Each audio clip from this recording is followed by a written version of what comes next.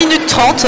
S'il y a égalité dans les points, c'est-à-dire que les arbitres ne peuvent pas séparer les deux combattants, l'égalité implique un round supplémentaire de 30 secondes.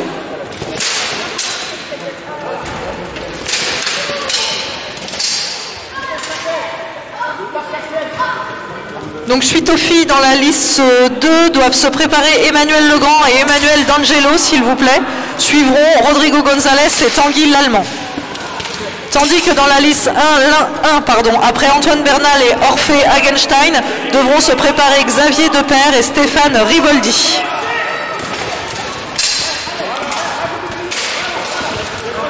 Donc on peut admirer un joli combat de nos combattants Antoine Bernal alias Pampan et Orphée dans la liste 1, tandis que dans la liste 2, Rema Maria remporte ce combat.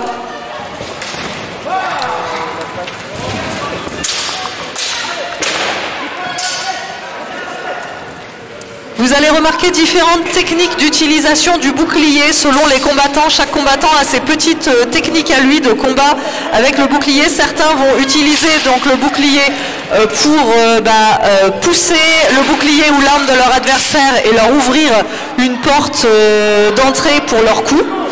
Il y en a qui vont utiliser justement leur bouclier pour aveugler leur adversaire, c'est-à-dire leur mettre dans le champ de vision pour éviter de se faire toucher également.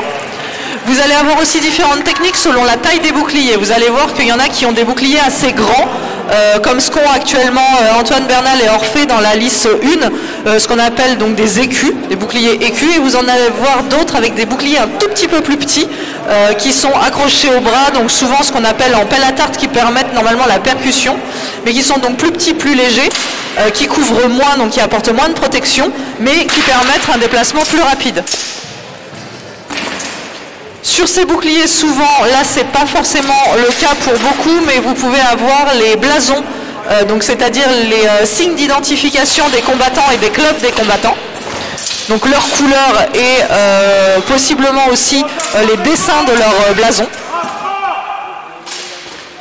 Dans la liste 2 s'affrontent donc liste 1, victoire Antoine Bernal.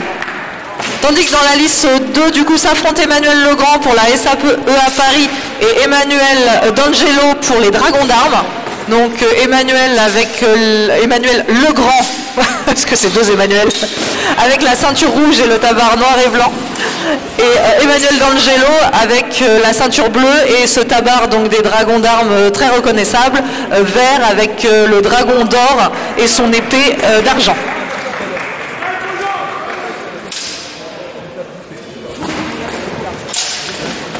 Sur la liste 1 sont attendus Xavier Depaire pour Oslaner et Stéphane Riboldi pour la Baronnerie.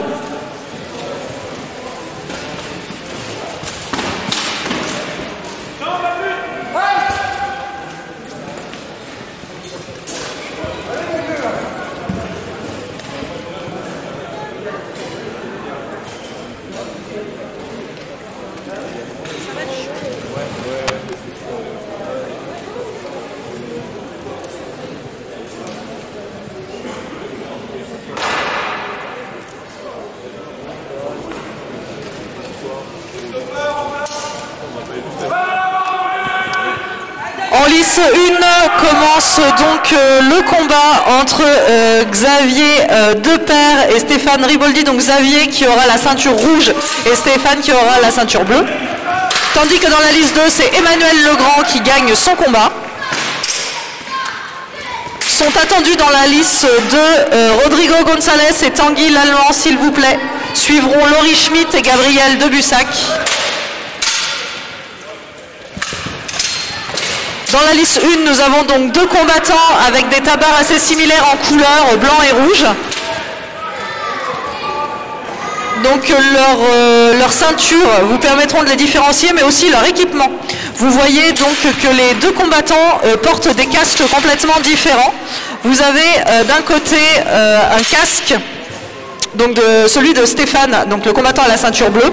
C'est un casque avec ce qu'on appelle un mésaille, donc la visière devant qui est en barre, qui est ce qu'on appelle un wolf rib.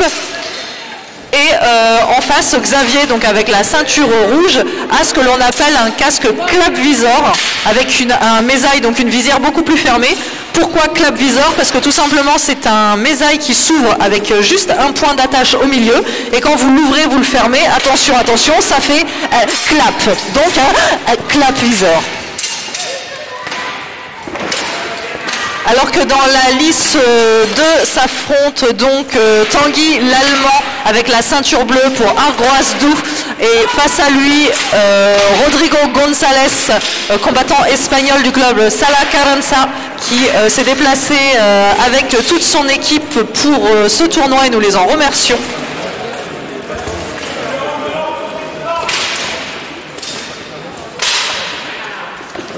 Je rappelle pour les spectateurs que les points qui comptent sont les points qui sont donnés uniquement avec le tranchant de l'arme métallique dans l'armure adverse et sur les zones autorisées, c'est-à-dire tête, torse, bras, jambes.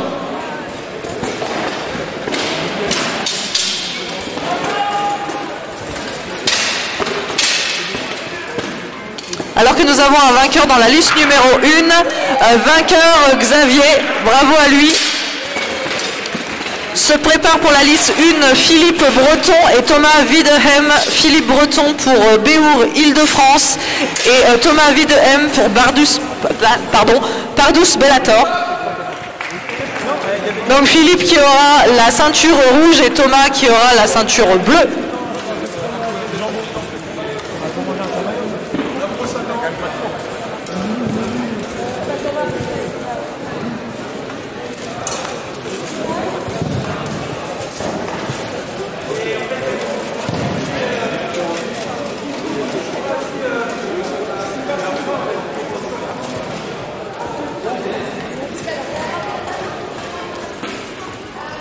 Et donc sur la liste 2, le vainqueur, Rodrigo González. Congrats for your fight, the winner for this fight. Et suit ensuite un combat donc féminin opposant Laurie Schmitt et Gabrielle Debussac, toutes deux issues de la salle d'armes Paris, SAEA Paris. Laurie qui a la ceinture rouge et Gabrielle Debussac qui a la ceinture bleue. Pour Laurie, vous la reconnaîtrez également à son magnifique coltin, donc c'est la partie autour du cou, à la base du casque. Ce magnifique coltin à semis de pâquerettes, donc à semis de fleurs. Alors que je vous parlais des boucliers tout à l'heure sur la liste 1, donc le combat en cours opposant Philippe Breton et Thomas Wiedehem, vous avez là des boucliers donc qu'on appelle en pelle à tarte avec un accrochage dans la continuité du bras. Donc les boucliers, vous voyez, par rapport aux autres, sont plus petits, donc ils protègent moins de surface de corps, mais par contre ils sont beaucoup plus légers pour pouvoir bouger beaucoup plus rapidement. Sur les boucliers, vous pouvez aussi admirer, donc sur celui de Thomas, on le voit très bien, ces armoiries qui sont reprises sur son tabac. Donc vous avez sur fond bleu, donc ce qu'on appelle fond azur, un semis de fleurs de lys d'or avec une diagonale rouge, donc on dit en héraldique de gueule, pour information. Donc ces boucliers permettent aussi, voilà, de reprendre les couleurs des clubs. Fin du combat pour la liste 1, donc je rappelle 1 minute 30 pour marquer le plus de points possible.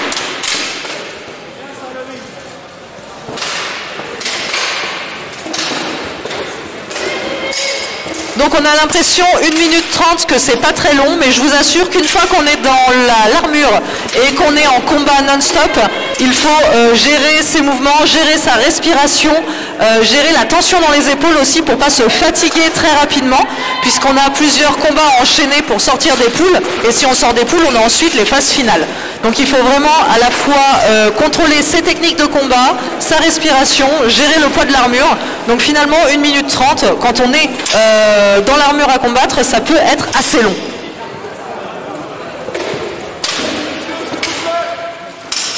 Alors que l'on a un vainqueur dans la liste numéro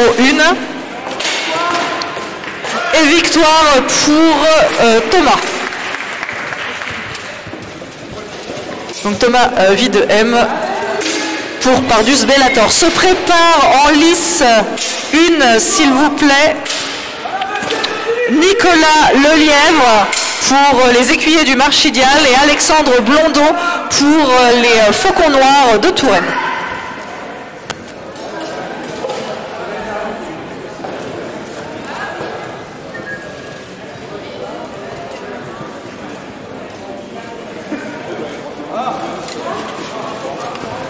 Ah, en lice 1, que se passe-t-il? Ah, nous avons eu une erreur de définition de vainqueur en lice 1 sur le combat opposant Philippe et Thomas. C'est en fait Philippe Breton qui remporte ce combat. Petit problème de communication, ça arrive entre le nombre de combats que l'on doit passer, sachant que à l'épée bouclier, nous avons 47 combats à enchaîner cet après-midi. Nous avons donc un programme chargé.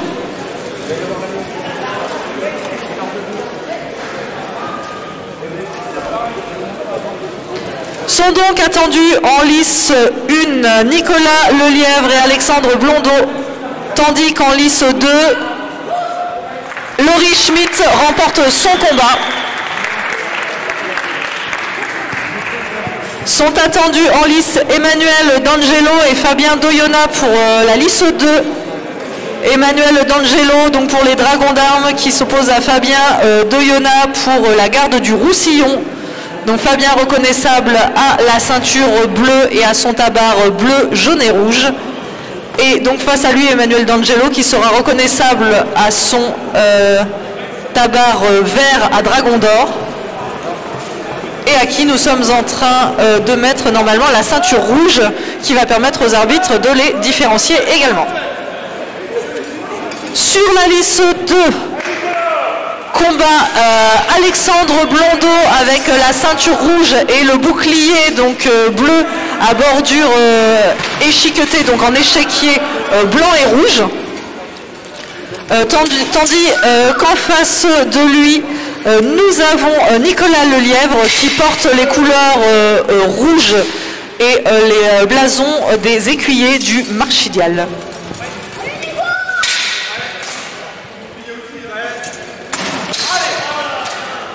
En lice 2, le combat commence également. Donc Alexandre Blondeau qui, depuis hier matin, a réalisé toutes les catégories de ce championnat de la Dame d'Acier 2023. Donc bravo à lui de faire toutes les catégories de cette compétition, ce qui est plutôt physiquement et mentalement très fatigant dans ces cas-là.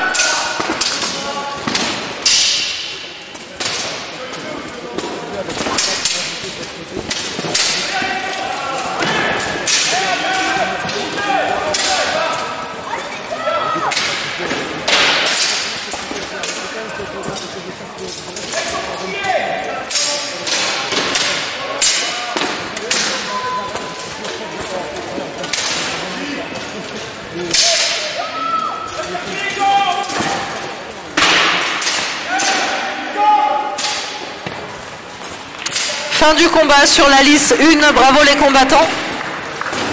Je rappelle 1 minute 30 pour marquer le plus de coups possible. Pour ceux qui viennent de nous rejoindre, les coups qui comptent sont les coups donnés avec le tranchant de l'épée, donc c'est-à-dire la partie la plus fine de l'épée, qui bien entendu porte le nom de tranchant mais n'est pas aiguisé pour des raisons évidentes de sécurité, puisque nous n'avons pas tellement envie d'amputer ou de blesser, voire de tuer nos combattants, hein, c'est pas le but, nous restons dans un sport. Et donc du coup les épées sont ce qu'on appelle bluntées, mais on doit quand même frapper comme si on utilisait ce tranchant, donc dans l'armure, c'est-à-dire tête, corps, bras et jambes. Tous les coups donnés dans le bouclier ne sont pas comptabilisés. Vainqueur Nicolas Lelièvre pour les écuyers du Marchidial, bravo à lui. Les combattants suivants dans la lice 1 sont Stéphane Riboldi pour la baronnerie qui sera opposé à Maximilien Hamon pour Martel. Donc Stéphane Riboldi qui sera entièrement rouge avec la ceinture rouge, ça c'est pratique. Et Maximilien Hamon avec le tabard bleu qui sera avec la ceinture bleue. Merci messieurs les arbitres de nous avoir coordonné le tout pour plus de simplicité. Tandis que dans la liste 2, c'est Emmanuel D'Angelo des Dragons d'Armes qui remporte son combat.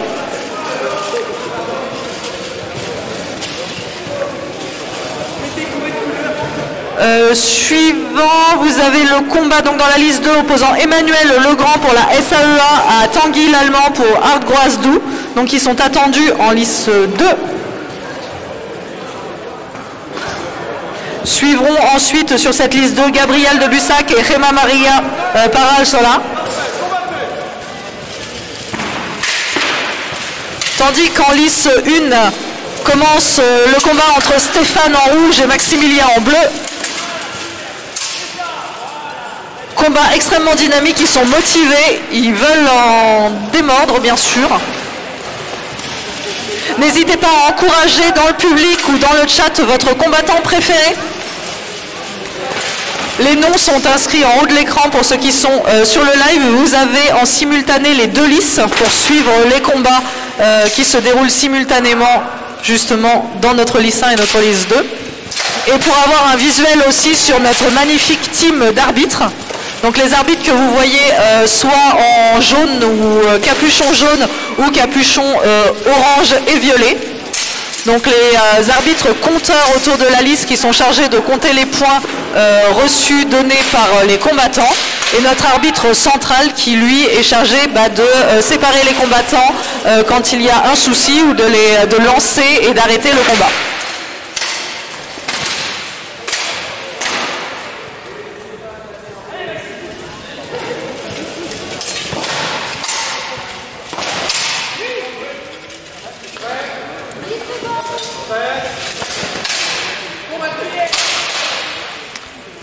Et le combat entre Emmanuel Legrand et Tanguy l'Allemand commence en liste 2. Donc Emmanuel avec la ceinture rouge et Tanguy avec la ceinture bleue.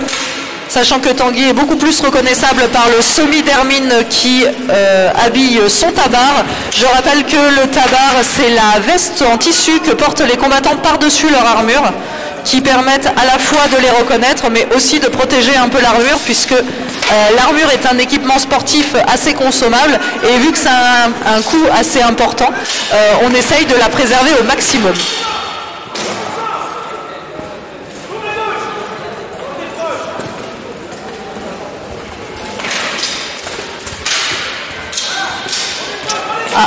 En liste 1, il y a vérification technique du matériel, puisque en effet, vu que nous sommes sur un sport de combat, le but étant d'éviter toute blessure, la sécurité est primordiale. Toutes les armes et protections sont checkées, donc les armes et les boucliers sont checkés par notre équipe d'arbitres juste avant les combats, donc généralement le matin. Et quand ils rentrent en lice, les arbitres recheckent les équipements qui couvrent les combattants, c'est-à-dire qu'ils regardent s'ils ont bien le casque attaché à la tête avec la sangle qui passe sous le cou, que l'on appelle une jugulaire, et s'ils ont bien une protection au niveau de la nuque, parce que même si cette partie normalement est interdite à la frappe, en cas de frappe accidentelle, il faut que cette partie soit protégée. Et pareil, si une arme casse, si une protection se détache, l'arbitre central arrêtera le combat et donnera 1 minute à l'équipe du combattant pour faire les réparations ou les échanges. Alors que nous avons un vainqueur en lice 1, Maximilien, donc pour Martel, bravo à lui. Se prépare pour la lice 1, Xavier Deper contre Thomas Videhem, s'il vous plaît. Donc Xavier pour Oslaner et Thomas pour Pardous Bellator. Tandis qu'Emmanuel Legrand remporte son combat contre Tanguy. Sont attendus en lice 1 Laurie, Laurie Schmitt, je crois. Attendez, bougez pas, je cherche. Non, Gabriel de Bussac et Gemma Maria, s'il vous plaît. Donc Gabriel pour la SAEA Paris et Gemma Maria pour la Sala Carenza qui nous vient directement d'Espagne.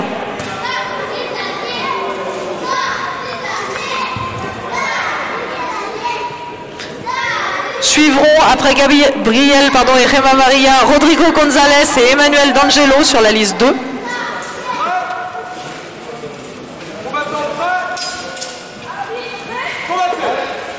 Tandis que Xavier et Thomas s'affrontent en lice 1. Donc Xavier en rouge et Thomas avec la ceinture et le tabard bleu et rouge.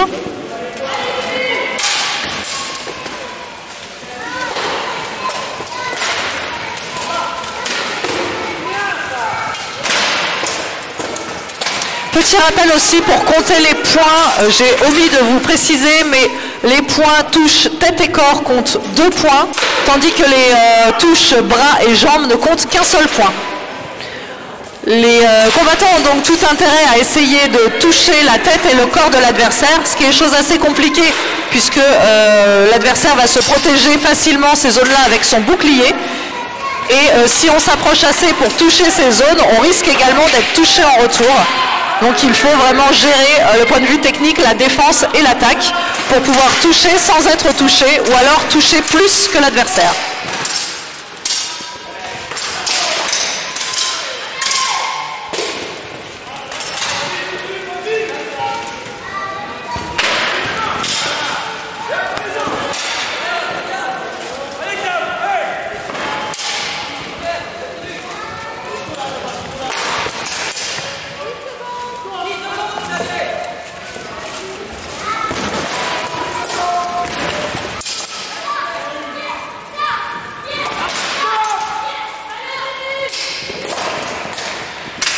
Et fin du temps en lice 1. Et fini également pour les femmes en lice 2. Pendant que les arbitres débriefent pour faire le point sur les points, bien sûr, donc ils vont faire donc le point, puisqu'ils, je vous le disais, ils sont plusieurs à compter, généralement ils sont 2 à compter les points sur un combattant pour pouvoir croiser leurs informations et donner les bonnes informations à l'arbitre central. Sur la liste 1, nous avons donc Xavier qui remporte son combat. Prochain combattant attendu en lice 1, Antoine Bernal et Alexandre Blondeau. Se préparent Stéphane Riboldi et Philippe Breton. Tandis que sur le combat féminin de la liste 2,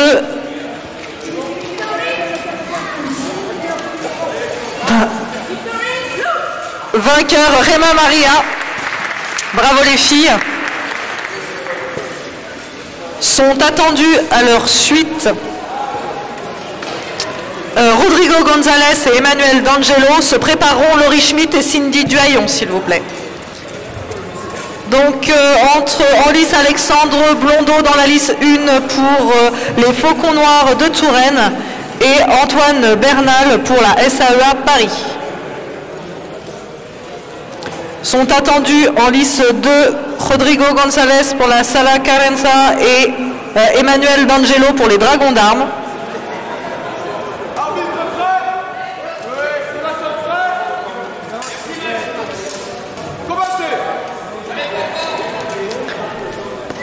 Alors que les combats reprennent en lice 1.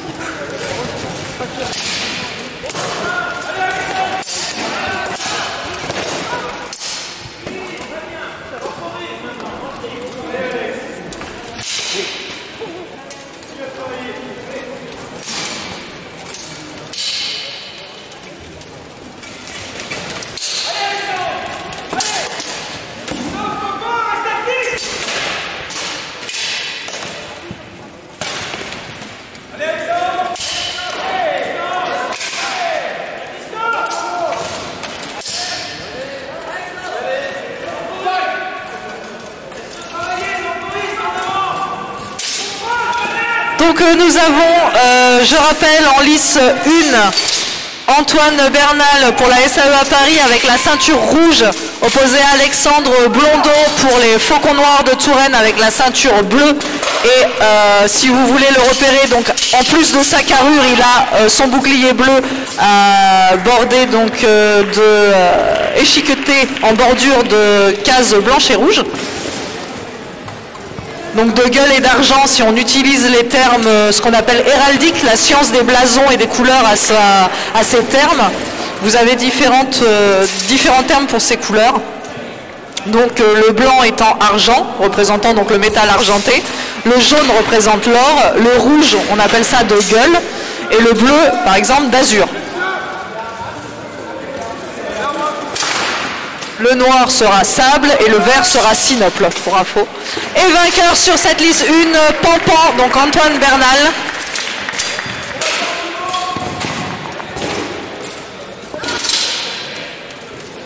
Combat suivant sur la liste 1, Stéphane Riboldi pour la baronnerie contre Philippe Breton pour Béour Île-de-France. Se préparent Orphée Hagenstein et Nicolas Lelièvre.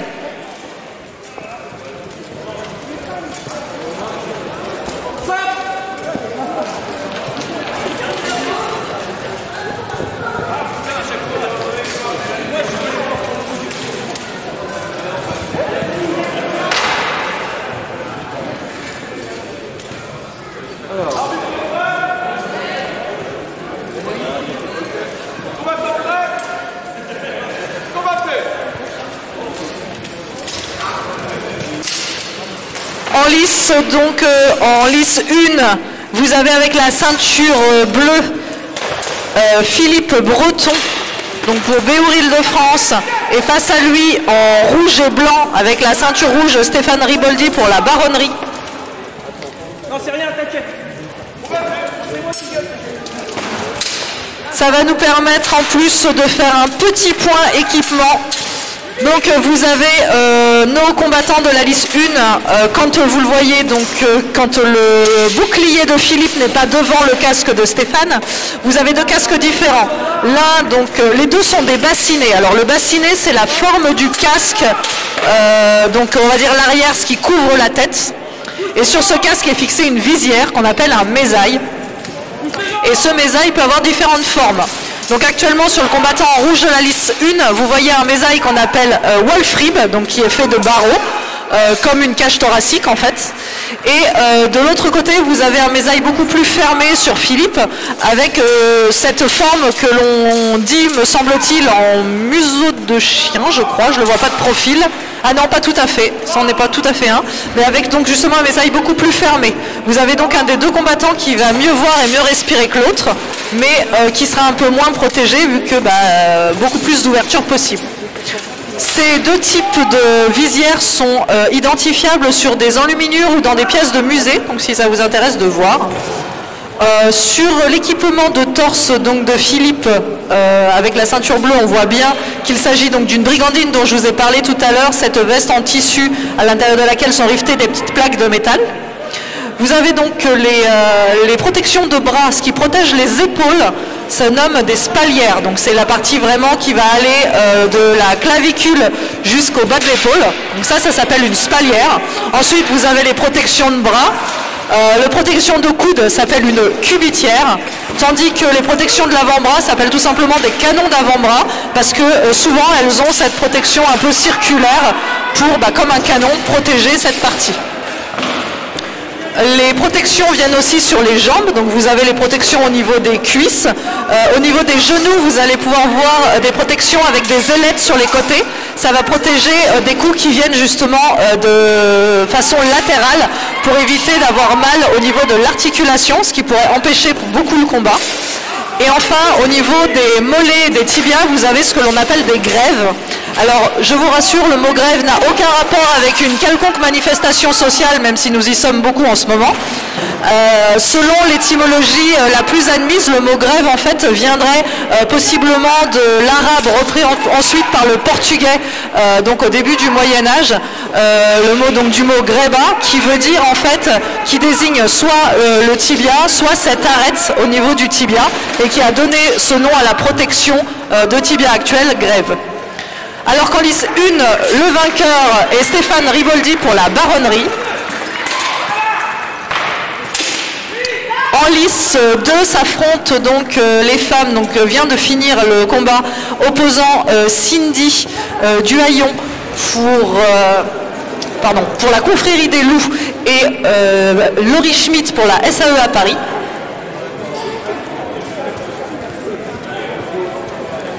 Se prépare bientôt pour cette lice 2, Emmanuel Legrand et Fabien Doyona suivront Tanguy Lallemand et Emmanuel D'Angelo, tandis que sur la lice 1, devront combattre Orphée Hagenstein et Nicolas Lelièvre, puis Xavier Depère et Maximilien Hamon.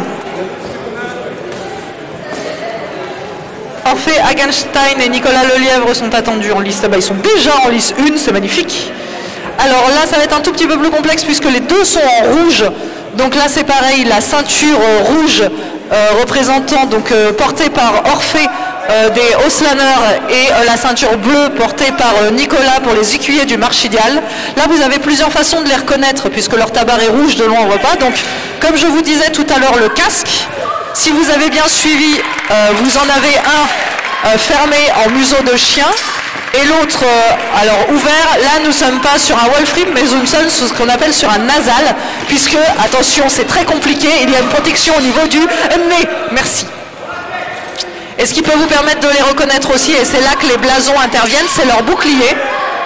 Les écuyers du Marchidial ont donc cette tourde d'argent avec deux épées croisées et une couronne, tandis que les Auslanners sont représentés donc par ce fond rouge, donc comme je vous disais tout à l'heure, ce fond de gueule avec cette bande d'argent.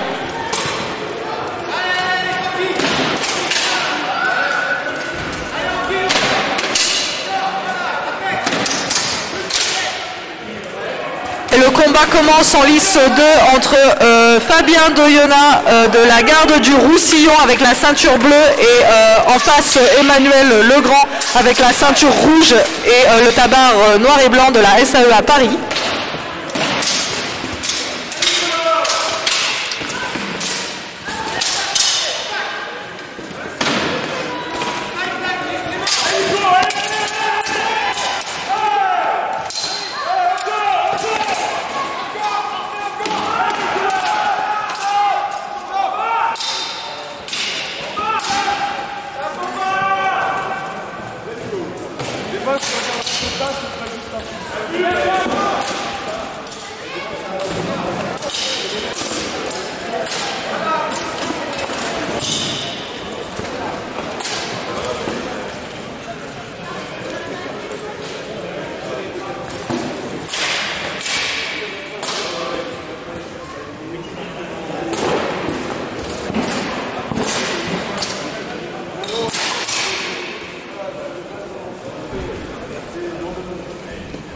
Alors pour les personnes qui n'étaient pas présentes ce matin, donc nous sommes sur la catégorie épée bouclier de cette compétition de la Dame d'Acier 2023.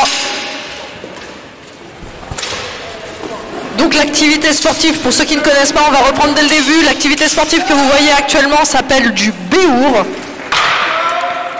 Victoire en lice 1 de Nicolas Lelièvre pour les écuyers du Marchidial. Donc je reprends, donc ça s'appelle du béour. Il y a différentes catégories de béour. Là vous assistez à ce qu'on appelle du béour en duel, c'est-à-dire du 1 contre 1. Donc un type de, sport de combat, on va dire standard en 1 contre 1. Mais il existe aussi du béour, ce qu'on appelle du béour en groupe, qui est le plus connu généralement par les amateurs du milieu, où vous avez des équipes de combattants qui s'affrontent en 5 contre 5, 10 contre 10, 15 contre 15, donc sur des listes un peu plus grandes que celles que vous voyez actuellement dans notre gymnase. Liste 2, victoire d'Emmanuel Legrand. Et donc du coup les règles sont complètement différentes. Ici les règles sont dans un temps donné, donc en l'occurrence pour l'épée bouclier 1 minute 30, les combattants doivent marquer le plus grand nombre de points en touchant l'adversaire avec leur arme.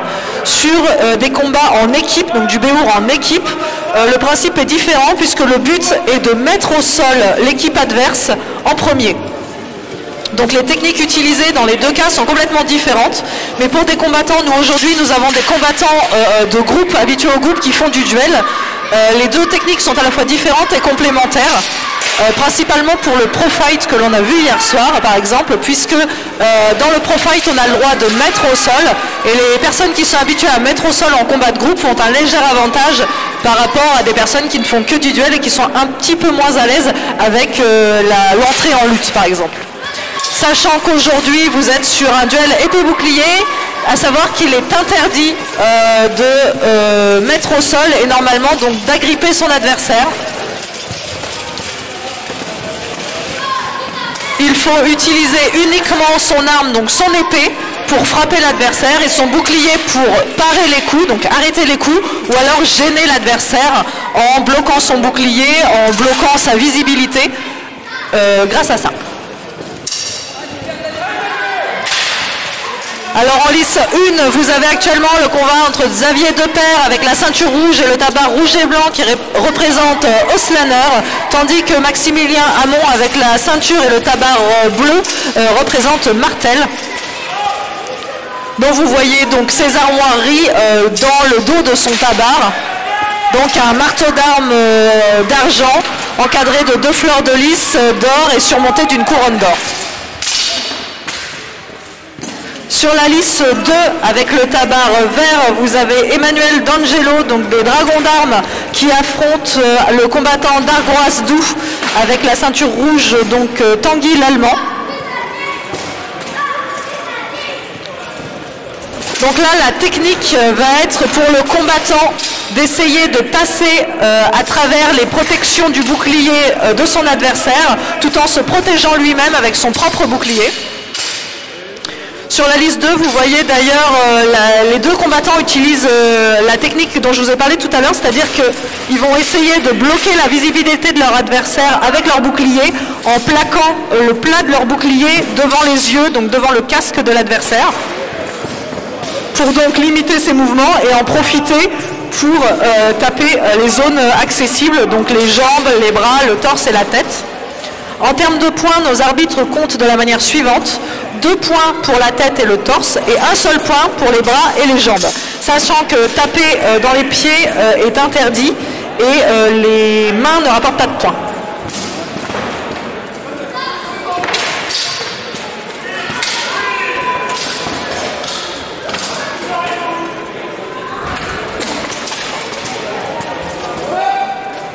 Alors en effet, pour le pro fight féminin Virginie, on est normalement sur le même temps pour les hommes et pour les femmes. Après, les temps de combat et le nombre de rounds va dépendre de l'organisateur aussi.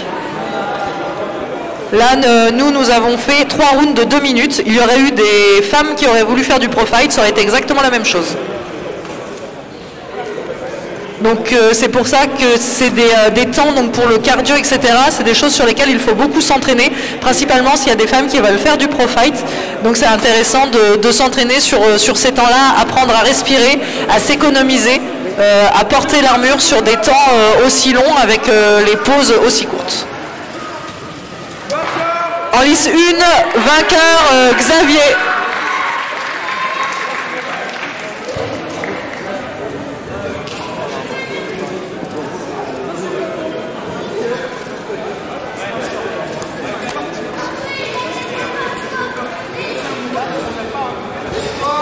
Donc en lice 2, victoire de Tanguy pour Argroas Doux. Donc en lice 2 sont attendus Gabriel Debussac et Cindy Duhaillon. Suivront Fabien Doyona et Rodrigo González. Tandis que sur la lice 1 sont attendus Antoine Bernal et Nicolas Lelièvre. Suivront Stéphane Riboldi et Thomas Wiedehem.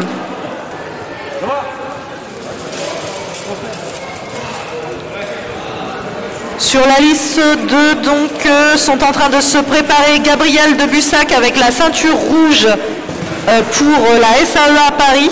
Et face à elle, Cindy Duhaillon avec la ceinture bleue et le tabard bleu et blanc pour la confrérie des loups. Loup que vous retrouverez sur son bouclier, donc le loup de sable sur fond d'argent, et que vous retrouvez également sur son tabard. Je rappelle pour ceux qui viendraient de nous rejoindre que le tabard, c'est la veste de tissu qui vient recouvrir l'armure et qui souvent porte les couleurs du club auquel appartient le combattant.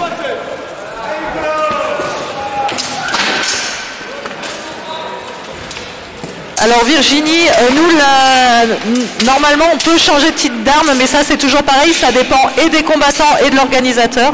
En pro fight, du coup, par exemple hier on a eu un changement d'arme entre 2 rounds, mais les combattants s'étaient mis d'accord et l'organisateur avait validé. Donc c'est toujours pareil, ça a validé d'avance.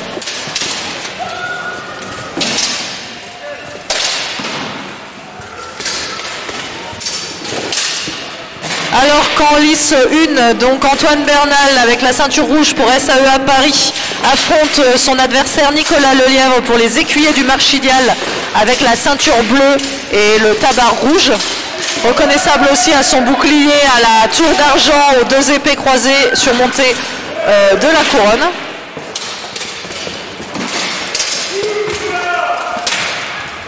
Durien Virginie, nous sommes là pour ça, donc répondre aux questions du chat.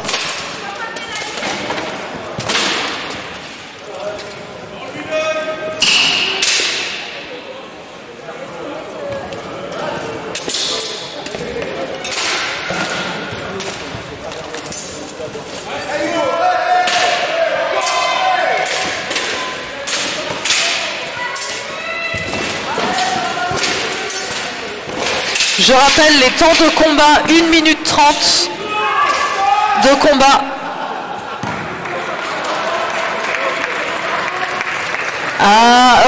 Notre maréchal de lice a perdu son drapeau d'arbitrage sur la lice 2.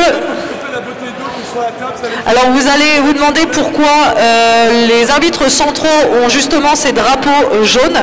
C'est tout simplement en fait pour pouvoir arrêter les combattants sans risquer leur intégrité physique, puisque vous avez vu que sur certains casques on n'a pas beaucoup de visibilité. Donc un coup malencontreux peut être pris, donc ils utilisent leur drapeau pour bloquer la visibilité des combattants, donc ils voient un film jaune devant les yeux, ça les arrête, au cas où ils n'entendraient pas le halt qui est censé donc arrêter le combat. Quand le halt est prononcé, tous les coups qui ont été mis après ne sont pas comptés, sachant qu'il faut ne pas mettre des coups volontairement après ce halt. Vainqueur en lice 1, Antoine Bernal.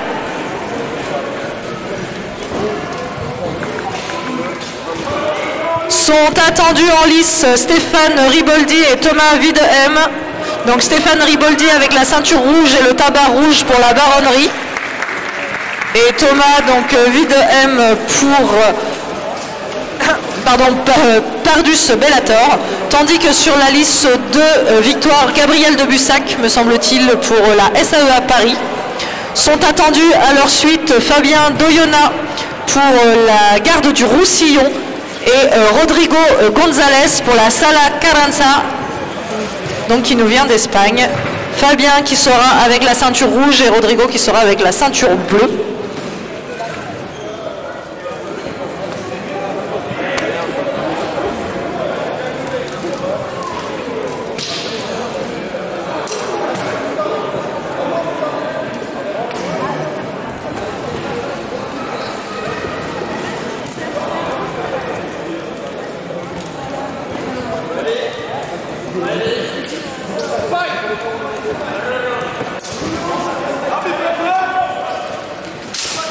Et sur la liste 2, donc Rodrigo qui affronte Fabien.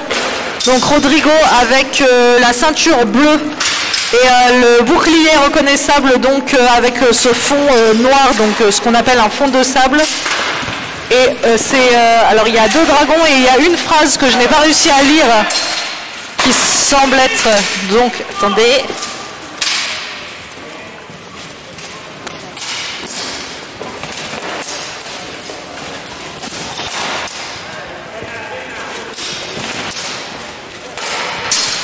Donc oui, ça y est, j'ai réussi à lire pour vous. Je suis allé prendre les informations pour lire ce qui était marqué sur le bouclier de Rodrigo en lice 2. C'est res non verba. En gros, je crois que ça peut se traduire l'action plus que les mots, si on veut dire. Je crois que c'est ça, je ne suis pas sûre s'il y en a qui sont plus doués que moi en latin. Tandis qu'en lice 1, du coup, Thomas Videhem de Pardus Bellator, donc avec le tabard bleu à fleur de lys et barre diagonale le rouge, affronte c'est Orphée.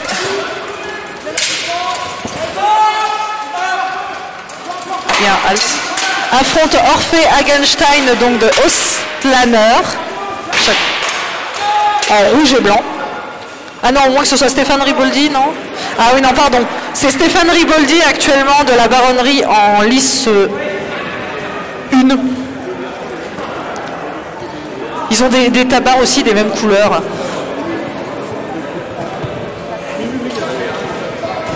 D'ailleurs, Orphée Hagenstein doit se préparer, et Alexandre Blondeau également, pour rentrer ensuite en lice 1, tandis qu'en lice 2 sont attendus pour le dernier combat de cette lice, Laurie Schmidt et Rema Maria.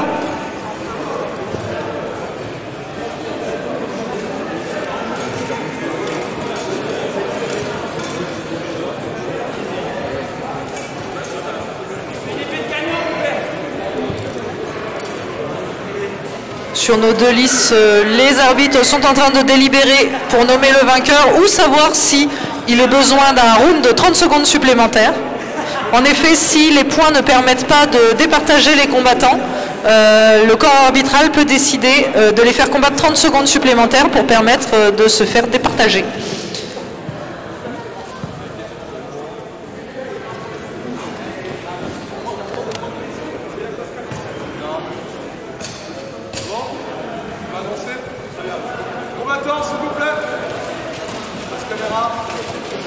Et en lice 1, vainqueur Stéphane Riboldi pour la baronnerie. Il a besoin. Stéphane réclame son bisou, s'il vous plaît. Voilà, câlin fait. Combat suivant opposeront donc Orphée Hagenstein contre Alexandre Blondeau. Vous êtes attendu en lice, s'il vous plaît. Donc Alexandre Blondeau avec la ceinture bleue pour les Faucons Noirs de Touraine et Orphée Hagenstein avec la ceinture rouge et le tabard rouge et blanc pour Ostlaner. Victoire Rodrigo donc pour la Sala Carenza dans la lice 2.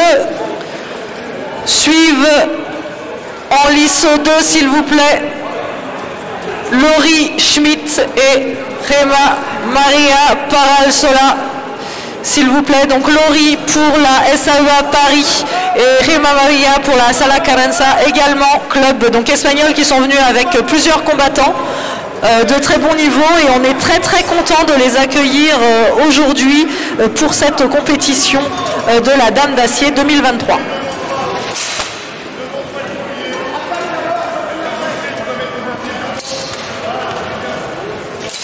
Alors qu'en lice 1 combattent donc Orphée et Alexandre. Alexandre qui a perdu son pronostic ce matin puisqu'il avait pronostiqué qu'il casserait en tout 5 armes d'ast. Il y en a eu 2 seulement qui ont été cassées. Donc petite perte. Par contre, est-ce que l'on compte les 3 dalles cassées à coups d'armes d'ast dans la liste? Si on compte les 3 dalles, en effet 2 armes plus 3 dalles, on est à 5.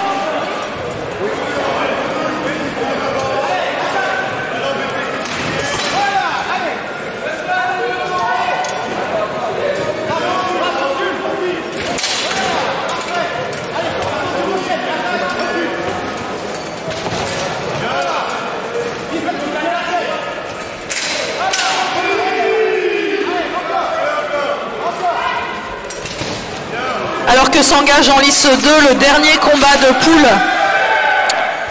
qui oppose donc 2 combattantes féminines, Laurie Schmidt pour la SAEA Paris et Rema Maria Paralsola pour la Sala Carenza.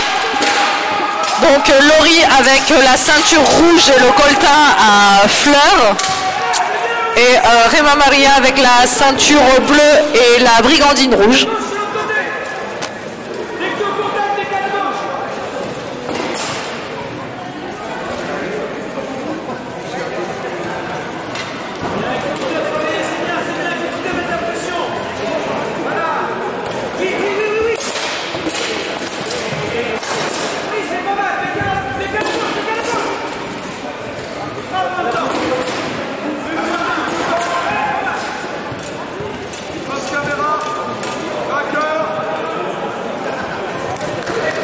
Tandis qu'en lice 1, le vainqueur est donc Orphée.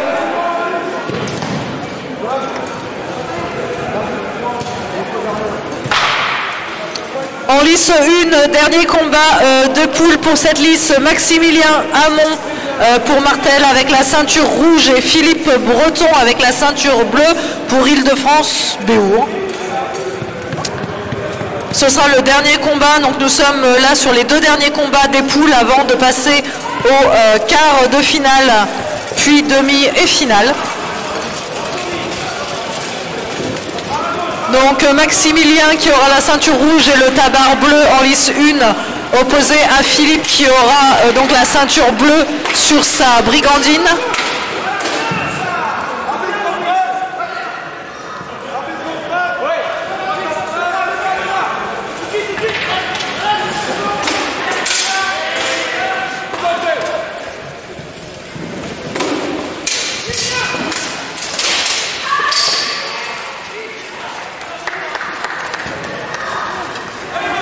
Et fin de combat en lice 2.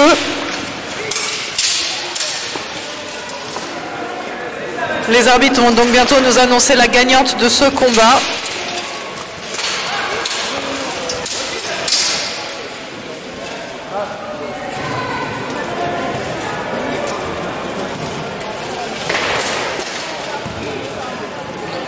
Je rappelle pour ceux qui viendraient de nous rejoindre que les coups qui sont comptabilisés par les arbitres sont ceux donnés seulement avec le tranchant de l'arme, donc la partie qui normalement serait tranchante sur l'épée,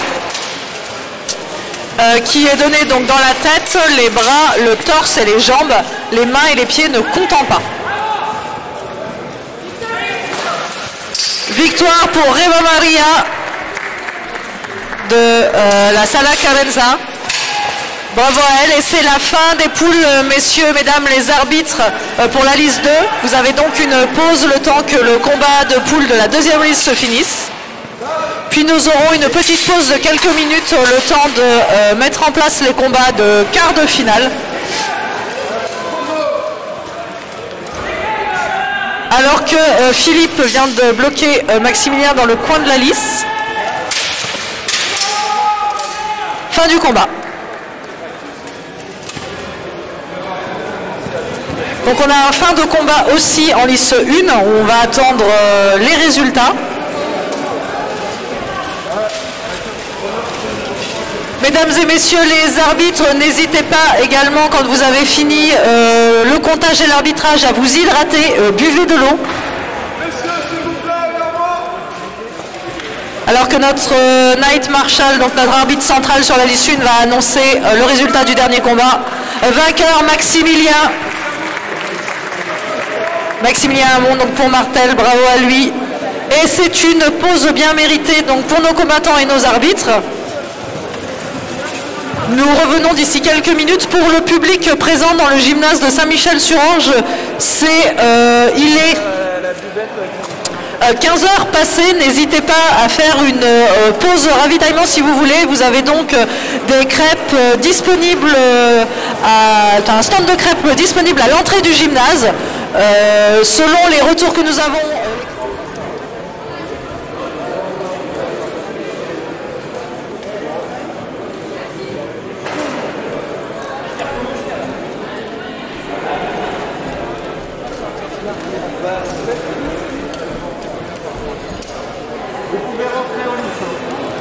Alors en lice 1 sont attendus donc Emmanuel Legrand pour la SAEA Paris et Stéphane Riboldi pour la Baronnerie, tandis qu'en lice 2 sont attendus Antoine Bernal pour la SAEA Paris contre Rodrigo González pour la Sala Carenza. Se prépare pour la lice 1 Xavier Depère et Tanguy Lallemand, et pour la lice 2 ensuite Maximilien Hamon contre Nicolas Lelièvre. Donc nous sommes en quart de finale pour savoir donc quels combattants passeront en demi-finale, puis en finale.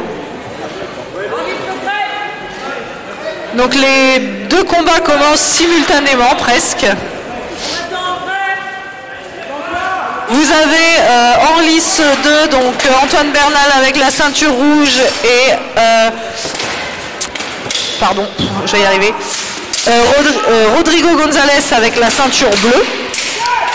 Et en lice 1, vous avez donc avec la ceinture rouge Emmanuel Legrand et avec la ceinture bleue Stéphane Riboldi.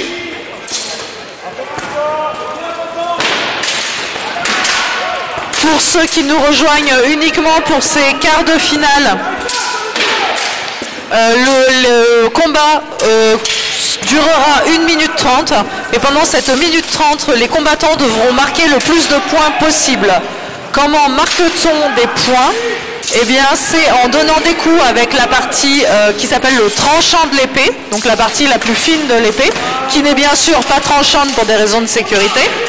Et les coups doivent être donnés soit dans la tête, les bras, les jambes ou le torse, sachant que la tête et le torse rapportent 2 points aux combattants et que les jambes et les bras rapportent un seul point. Les mains, si elles sont touchées, ne rapportent pas de points et il est interdit de taper dans les pieds. De même, si l'arme est arrêtée par l'épée adverse ou par le bouclier adverse, le point ne compte pas. Et en lice 2, nous avons eu une perte d'armes. Donc perte d'armes et chute, ce sont des pénalités de points pour les combattants.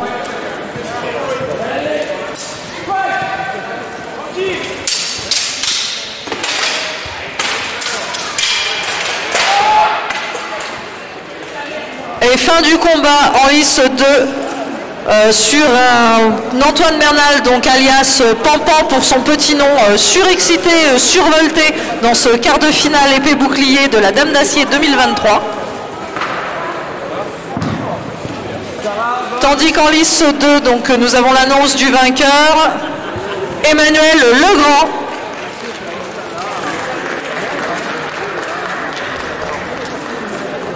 Bravo à lui.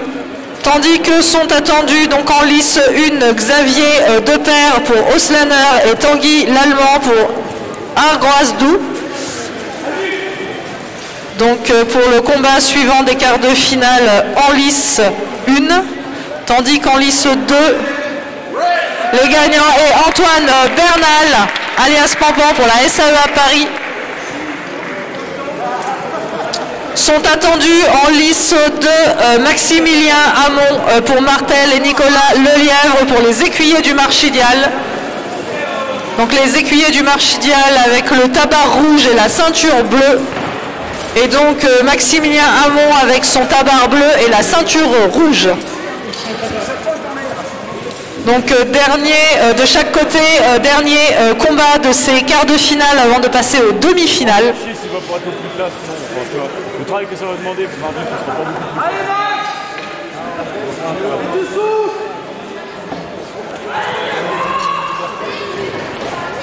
plus. Pour répondre aux questions, dans le chat, l'événement devrait se finir aux alentours de 16 h.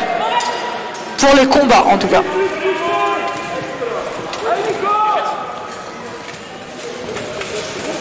Les deux combats, pareil, commencent simultanément, donc...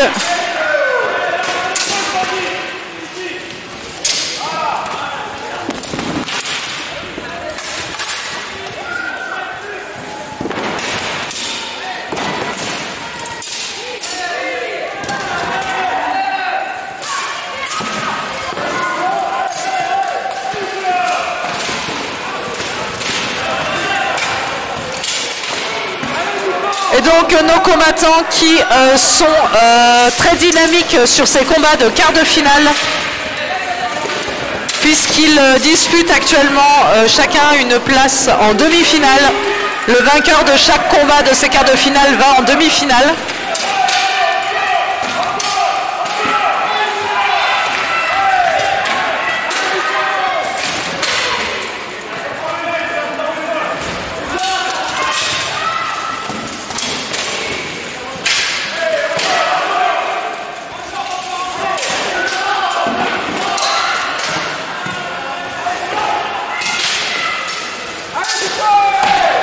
Le but des combattants est donc d'essayer de toucher l'adversaire en passant par-delà sa protection de bouclier. Ils peuvent également utiliser leur bouclier pour gêner l'adversaire dans sa visibilité, pour lui bloquer le bras ou l'arme.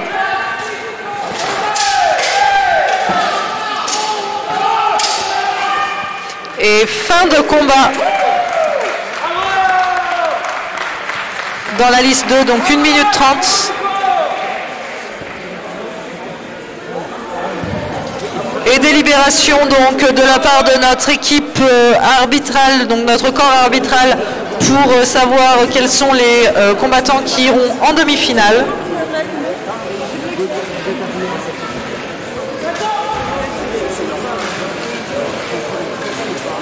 En lice 1, vainqueur Xavier Deper, donc pour Oslaner. Pouvez-vous me confirmer qu'on sera qu'en lice 1, c'est ça? Exactement, donc tous les combats se passeront en lice 1. Le premier combat donc attendu en lice 1 opposera Emmanuel Legrand, donc alias Almut, de la SAEA Paris, à Xavier Deper pour Oslaner.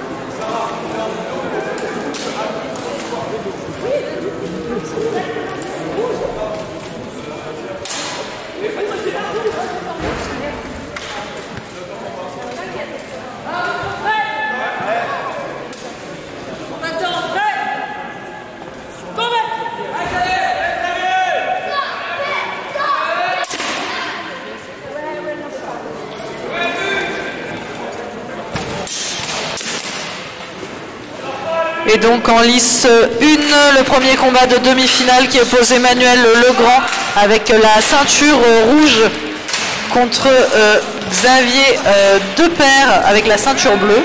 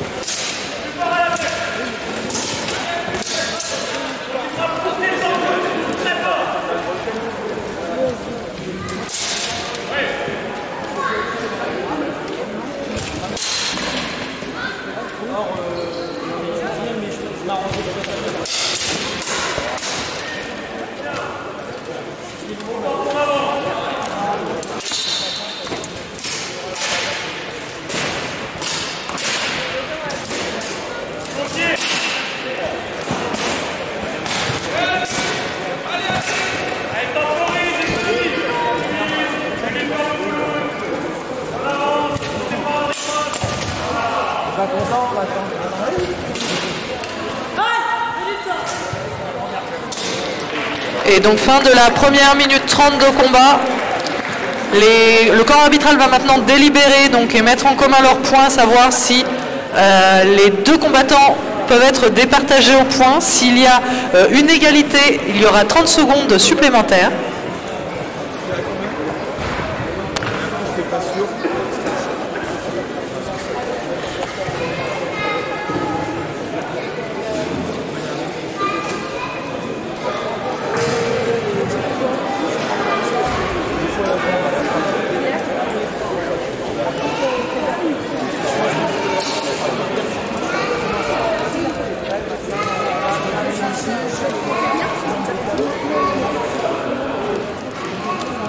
Je rappelle pour ceux qui viendraient de nous rejoindre sur ces demi-finales que le vainqueur des combats, donc de la minute 30 de combat, est celui qui aura mis le plus de touches sur son adversaire. Les touches doivent être mises uniquement avec le tranchant de l'arme sur la personne, c'est-à-dire la tête, les bras, le torse et les jambes.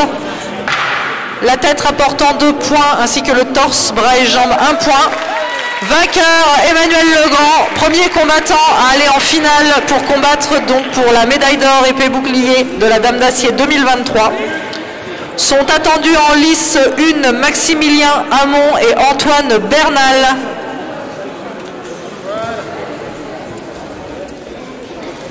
Pour ce deuxième combat de demi-finale.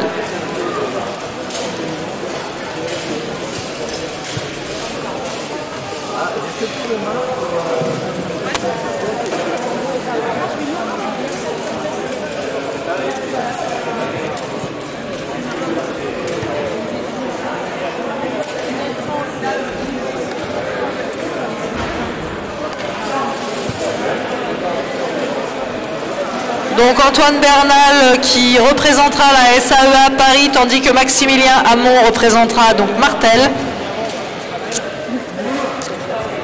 Maximilien en bleu, donc avec la ceinture bleue, et Pampan, donc Antoine Bernal en noir et blanc avec la ceinture rouge.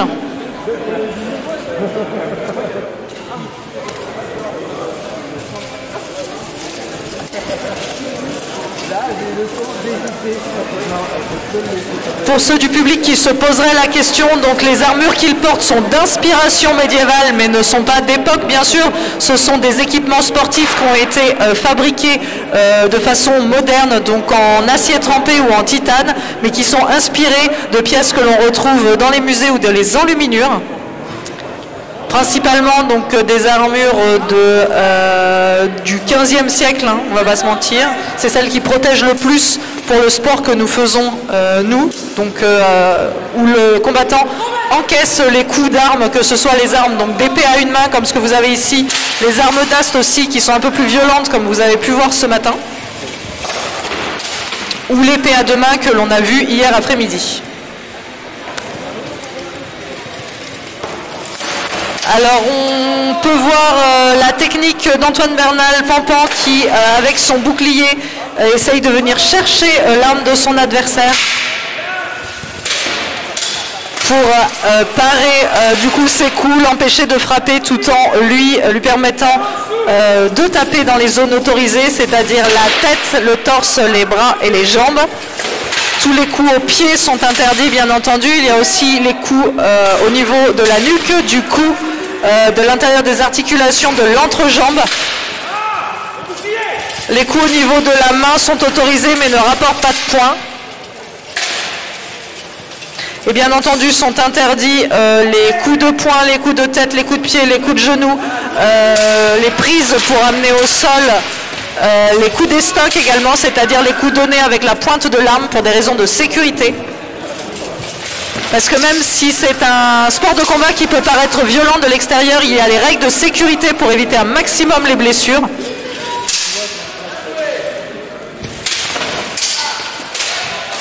La taille et le poids des armes est donc normé.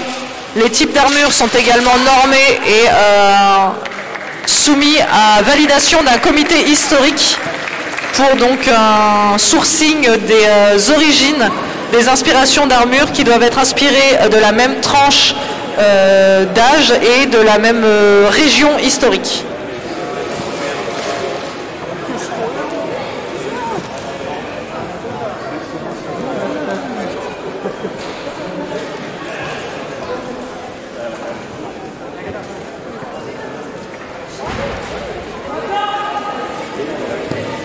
Et donc nous allons savoir qui va rejoindre Emmanuel Legrand pour cette finale et combattre pour la médaille d'or épée bouclier. Antoine Bernal pour la SAEA Paris. Le prochain combat donc ce sera la petite finale qui opposera Maximilien à Xavier. Et ensuite la finale qui opposera donc Emmanuel à Antoine. Donc comme à chaque fois, donc entre en lice Xavier Depaire, donc en rouge et blanc avec la ceinture rouge. Et donc son opposant Maximilien Hamon qui sera en bleu avec la ceinture bleue. Ils vont combattre pour la 3e place de cette catégorie épée bouclier de la Dame d'Acier 2023. N'hésitez pas à les encourager dans le public et dans le chat.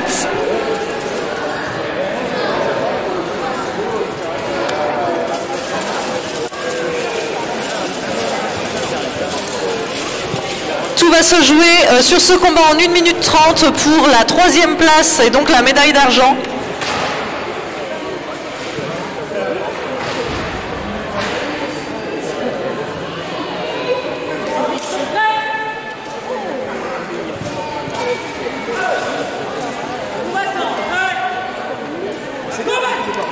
Et c'est parti pour la minute 30 de combat, où les combattants vont devoir trouver les ouvertures pour pouvoir frapper et accumuler les points. Je rappelle que quand un bras ou une jambe est touchée, c'est 1 point, la tête et le torse, c'est 2 points.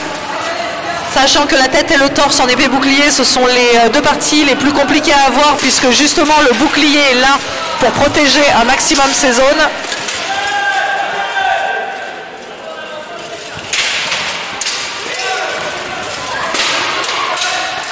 Je rappelle pour nos spectateurs qui nous regardent que tous les coups arrêtés par le bouclier ou arrêtés par l'arme adverse ne comptent pas.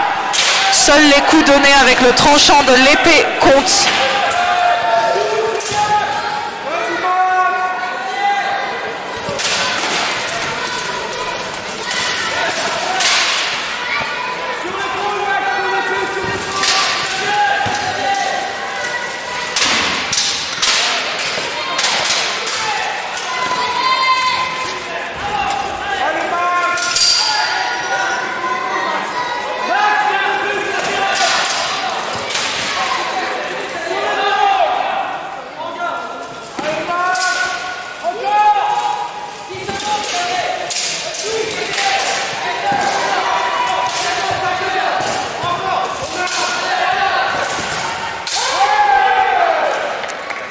Et fin du combat.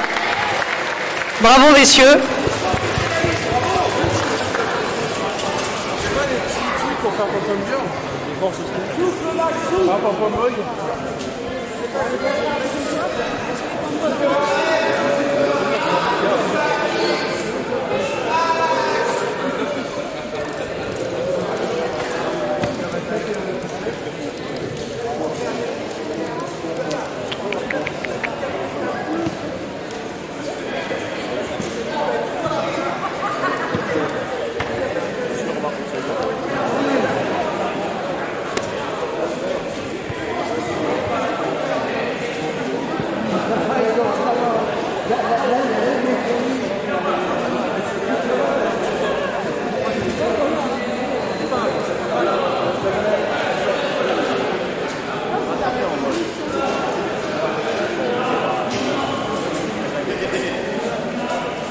Je rappelle que là, le corps arbitral est en train de délibérer si les points sont trop serrés ou si les combattants sont à égalité.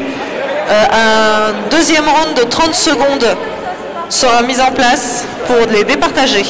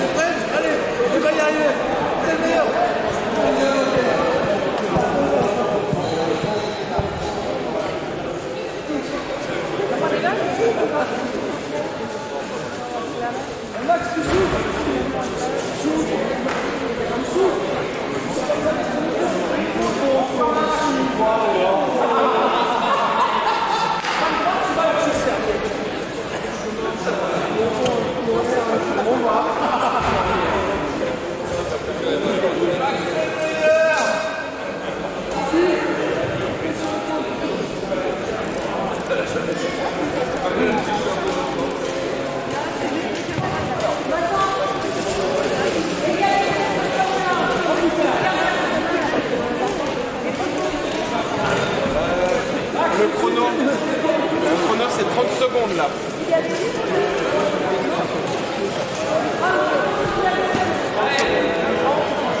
Ah, 30 secondes supplémentaires pour ce combat afin de départager les combattants et savoir donc qui remportera la médaille de bronze.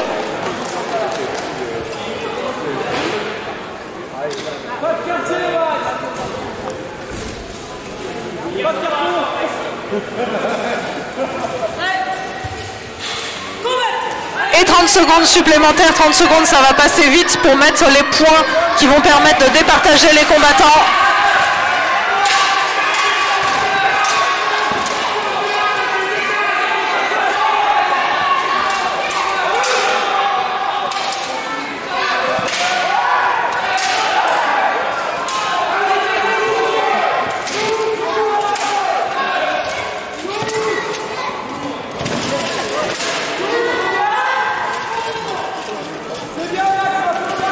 Et fin des 30 secondes.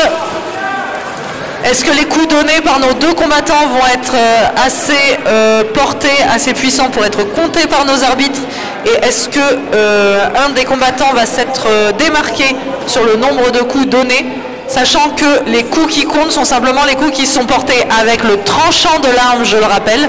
Si l'épée a tourné dans la main du combattant et que c'est le plat de l'arme qui tape l'armure, le point ne comptera pas.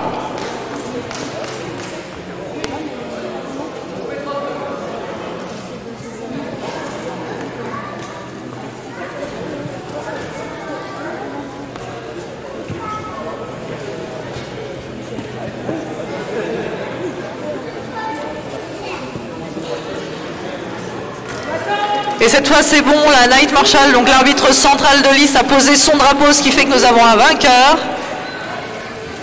Vainqueur Maximilien qui remporte la médaille de bronze pour cette catégorie épée bouclier de la Dame d'Acier 2023.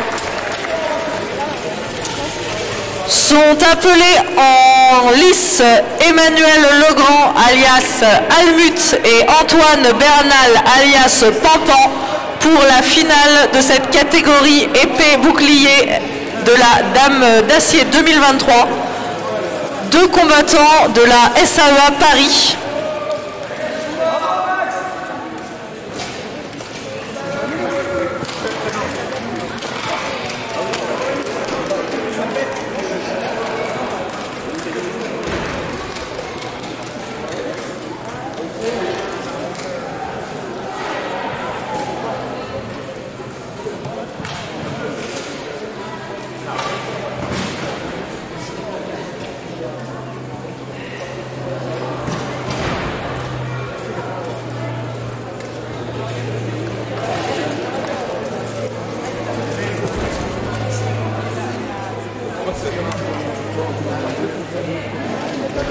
Et donc, comme chaque combattant entre en lice, les arbitres vérifient les protections, donc que le casque est bien attaché à la tête grâce à la sangle qui passe sous le menton, que l'on appelle la jugulaire, qu'il y a bien la protection de nuque, même si c'est une zone qui est interdite de frapper intentionnellement, peut y avoir donc des frappes non intentionnelles, et donc il faut que cette partie sensible soit protégée. Il vérifie aussi que les armes ont bien le petit patch donné par les arbitres au moment du check arme, qui permettent de dire, donc selon les consignes données par des mesures et des poids précis et des typologies précises, si l'arme peut entrer en lice. Et il vérifie également que l'armure, donc les pièces, soient bien attachées au corps pour des raisons de sécurité.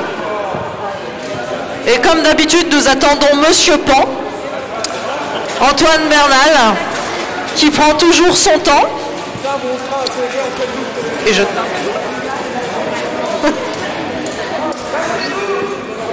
Alors voilà le petit câlin de début de combat. Alors ce qu'il faut savoir pour ceux qui suivent les compétitions de Béour en duel depuis quelques années maintenant, Pampan et Almut donc, sont des adversaires qui à chaque fois se combattent pour la médaille d'or, donc souvent. Et généralement, l'un à tour de rôle, il gagne la médaille d'or, donc ils se l'échangent. Vous voyez, ils s'entendent quand même super bien, ils se font des câlins. Et donc sur cette minute 30, nous allons voir lequel des deux combattants remportera la médaille d'or. Je rappelle, celui qui en 1 minute 30 mettra le plus de coups qui comptent bien sûr, 2 points pour la tête et le torse, 1 point pour les jambes et les bras. Ah. Arrêt. Nous avons une casse matérielle, la sangle du mésaille, donc de la visière d'Almut, a cassé. Le combattant a donc 1 minute avec son équipe pour faire les réparations.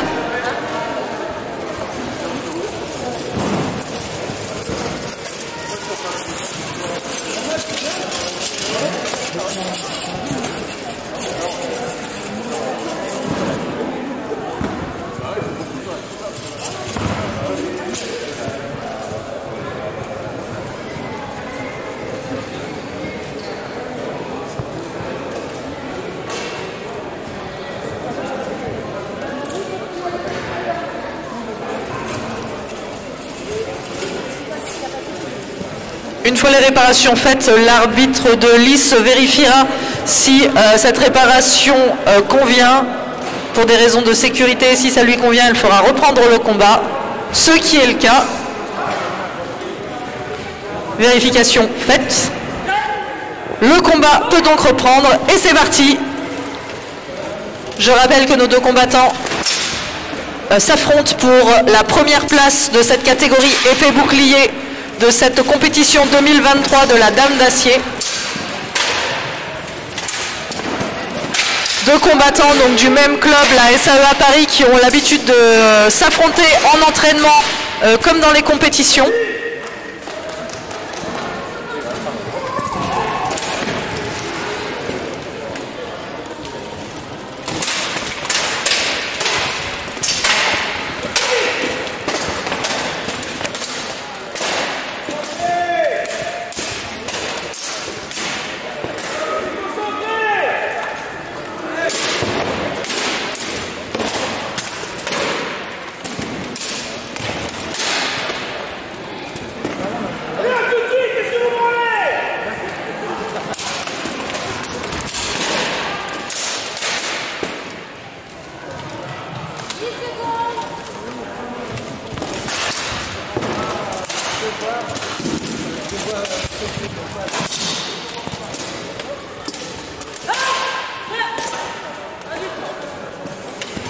Fin de la minute 30. Bravo à nos deux finalistes. Le corps arbitral va maintenant délibérer pour savoir si les points permettent de désigner directement un vainqueur après ce premier round ou si 30 secondes supplémentaires seront nécessaires pour désigner le vainqueur de cette médaille d'or.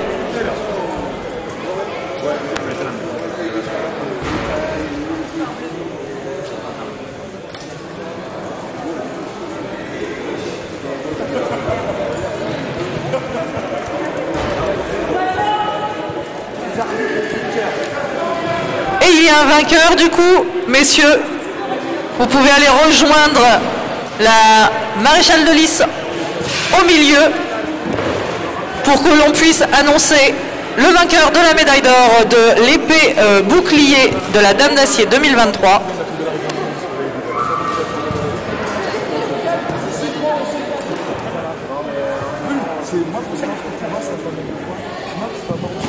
Et bien sûr, les combattants se font attendre pour se présenter sous leur meilleur jour au centre de la lice et devant les caméras.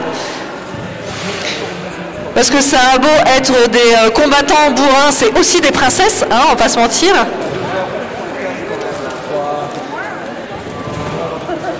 Et le câlin de fin de combat, bien sûr. Et le vainqueur de cette catégorie est Antoine Bernal.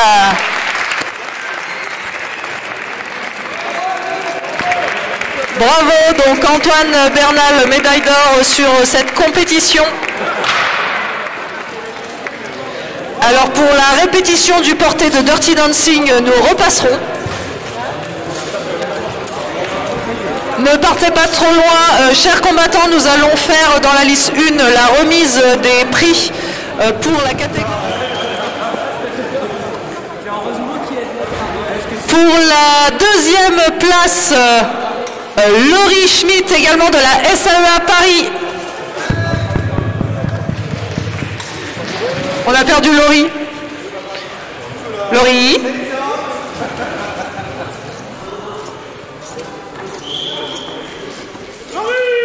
Laurie, on t'attend pour la remise des prix.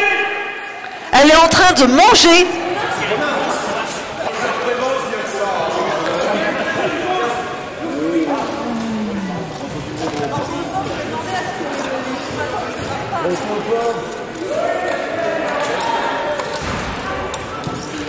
Laurie, s'il te plaît, récupère ta médaille, après tu pourras manger tout ce que tu veux.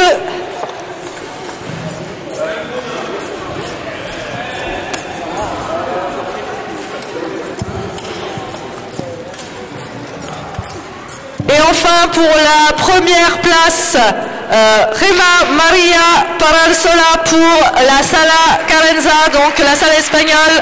Congrats, Gema Maria, for your fights. And thank you for coming in France for these competitions. It was really a pleasure to have you in France.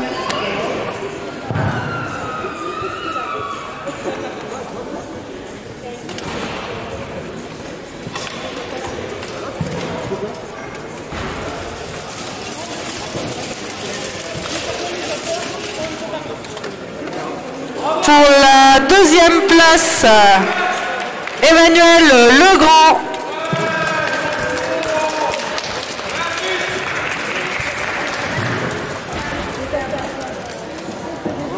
Et enfin, pour la première place, donc Antoine Bernal pour la SAE à Paris.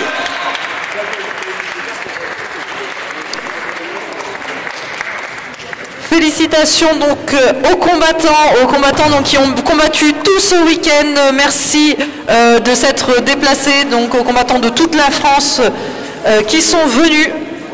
Les habitués, les nouveaux, ceux qui ont fait leur baptême de pro fight ou leur baptême d'armure de compétition pour la première fois. Nous remercions aussi tout le corps arbitral qui était présent et sans qui les combats ne peuvent pas être organisés.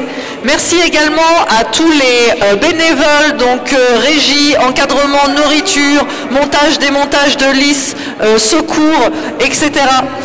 Merci également à la ville de Saint-Michel-sur-Orge d'accueillir cette compétition. On espère pouvoir refaire